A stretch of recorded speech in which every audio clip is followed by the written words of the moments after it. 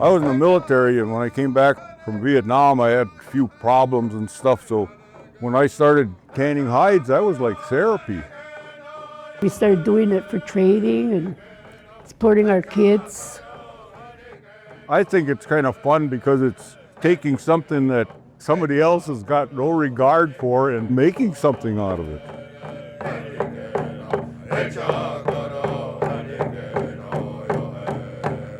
Levi and Verna Blackdeer are master deer hide design artists who conducted a workshop for University of Wisconsin-La Crosse art students to raise awareness of Native artists and their work. Levi had talked about how he learned this technique from his mother and grandmother, and it's hundreds of years of technique that they've sort of perfected and refined, and using slightly different methods just for convenience and make it more mobile so they can take it around and show people how to do this and preserve that knowledge. Levi acquires 15 to 30 deer hides per year.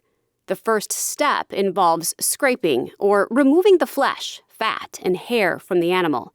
Next is preserving the hide. So after we scrape it, we wash it with cold water, and then we work a pork braid. It's a softening agent. See how that string up and there's a stick there? So it's going to be really wet. And our job is to dry it, because if you leave it like that, it's going to turn real hard. And they're naturally white. Their designs are very unique. They take something like traditional deer hide tanning, and then they elevate it by smoking and using like a stencil and blackout technique to actually smoke designs into the hide, which is very kind of contemporary approach to the deer hide tanning.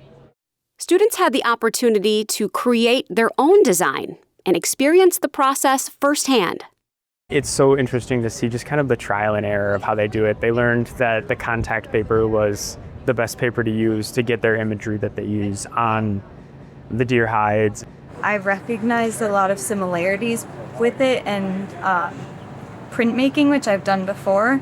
And so it always means a lot to like expand on those opportunities and just learn new ways of doing things. This, for instance, would take you probably 3 days, and that's just for the material.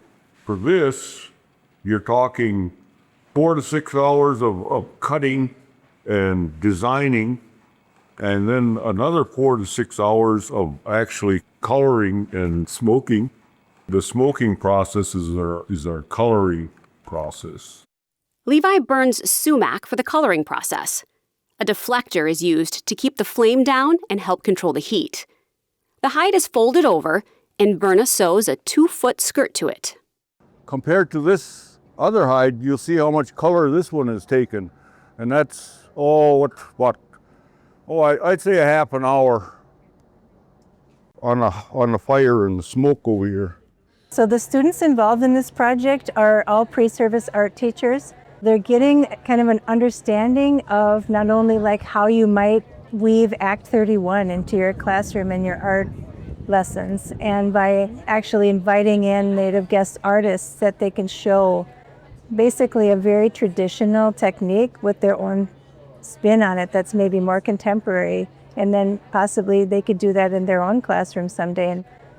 They want to pass this down to future generations because not many people do this. And so I think it's really important and really special even that they open it up to non-Indigenous artists to be able to do this as well. Being able to have this opportunity, they're opening up their culture to share it with everyone is really special. Being able to hear more about the Ho-Chunk Nation and the processes that they use to make art has just been a really phenomenal experience. Good job,